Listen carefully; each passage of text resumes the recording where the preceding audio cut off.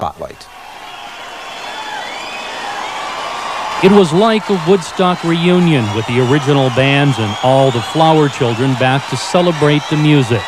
The Pal Hop reunion in Lewiston had that kind of intensity.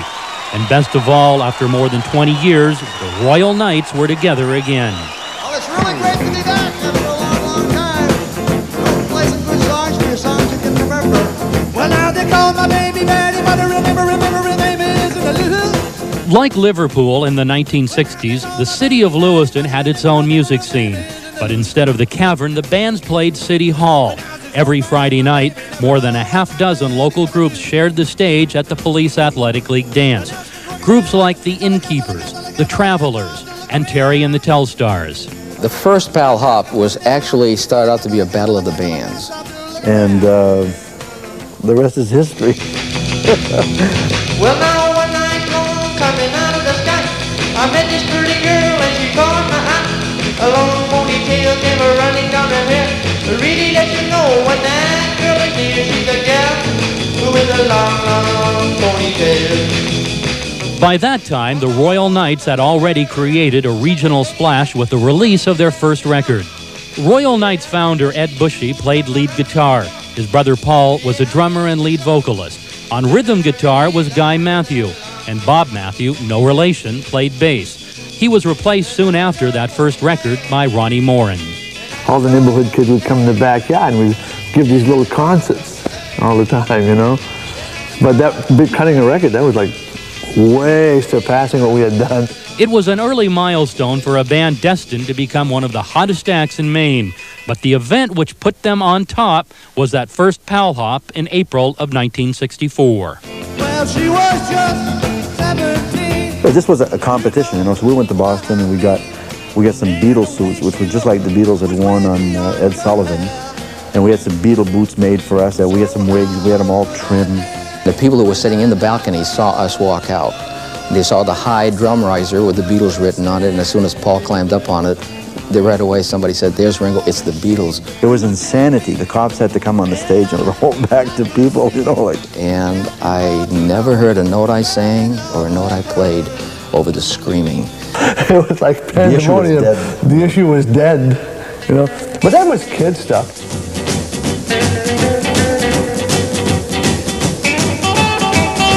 The next stop for the Royal Knights was the Ace Recording Studio in Boston.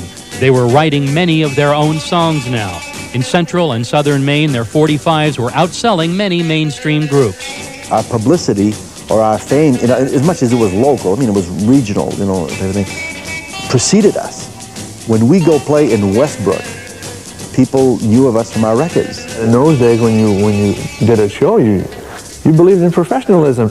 Today, you watch bands play. I mean, gee, they don't have any shirts on. Some of them are wearing jockey shorts. You know, in those days, we used to try and dress all alike and have a nice appearance and everything. And most of the groups did that.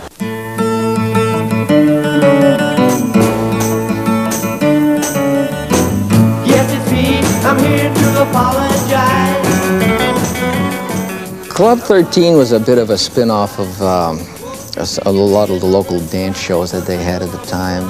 It was like every few weeks, and you know, one of the things we really found out the power of television, because people used to see us everywhere because they always recognized us, you know.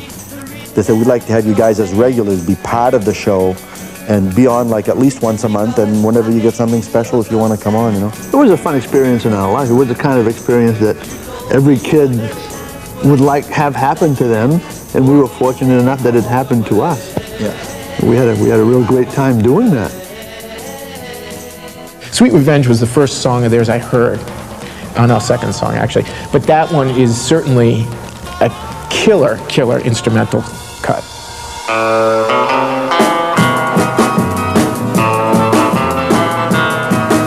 Arem Heller wrote a book on New England's 60s garage bands. He is one of many collectors worldwide who compete in record auctions where the price of a Royal Knights 45 can bring $70 or more. A lot of people don't know this record. And someday it's going to show up on a compilation, be reissued or something. And there's going to be a lot of people scratching their heads saying, where did this come from? There was a label in Europe, in Sweden, that was interested in us. And they sent us these contracts, you know. And it was all in broken English, and it was about 27 pages long. And we were afraid, back then it's like, geez, are we ever gonna, we're gonna get screwed with this, like, so we didn't do it. But years later, a record collector came to me, said, did you know that you were on this album in Sweden? I said, by golly, they released it anyways.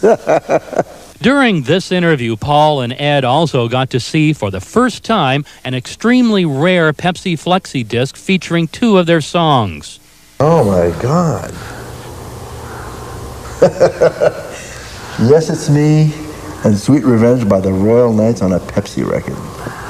Now, I have no clue how this ever even came about. In broken English, we have been screwed. Come on, Paul. Hey, this is great. I know it's great. Yeah. But it's amazing that people are collecting this stuff and we never even knew it existed. I think that cracks me up.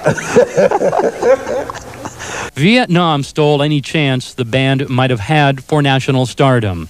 In 1966, Ronnie and Guy traded in their night costumes for a military uniform. I know at that point that we could have gotten a hit. I know it. We were at that point, and Vietnam comes and just really killed it. Before we go to Bulldog, we stay in E. 20 years after Vietnam, the band reunited for the first of 2 Pal Hop reunions. This rehearsal, captured on home video, took place at Ed's recording studio, which he operated for many years in downtown Lewiston. Paul has taken up another art form. His oil paintings have appeared in shows around New England. Ron is a manager at a forklift dealership in Auburn, and Guy works for a paper mill in Madawaska. But when they stepped back on stage, they were the Royal Knights, and it was 1964 all over again. Long ponytail came running down her hip to really let you know when that girl is there. She's a girl with a long, long ponytail. The enthusiasm was just as contagious. They never forgot it. It was part of our lives, and it still exists. That's part of our spirit. Never going to go away. For a 45-minute show, I was 16 years old again, and it was great. Let's have a great hand for the Royal Knights.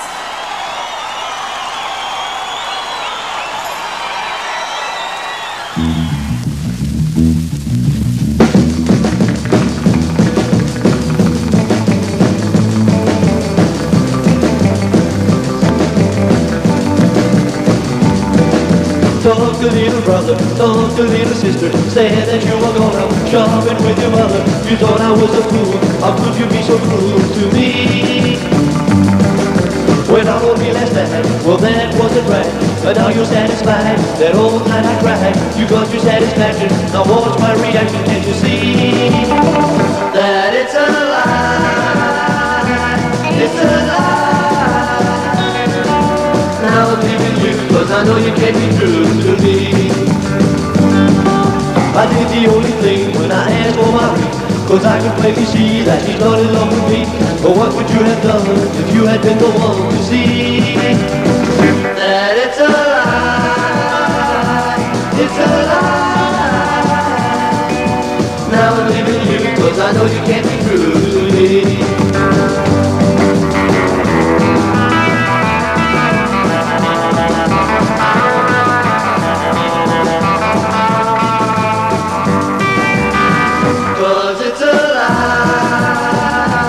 It's a lie.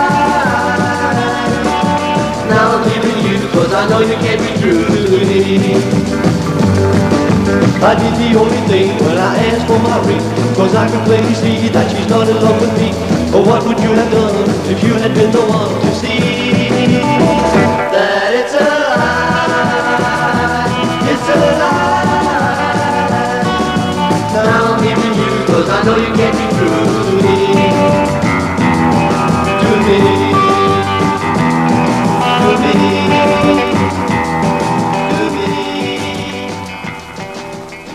In case you haven't heard, 1996 is the year the first of the baby boom generation turns 50. Congratulations, the rest of us will be along shortly. Baby boomer or not, we would like to hear from you. If you would like to comment on some of the topics discussed in this week's program, you can call us at 1-800-884-1717. Write to us at 65 Texas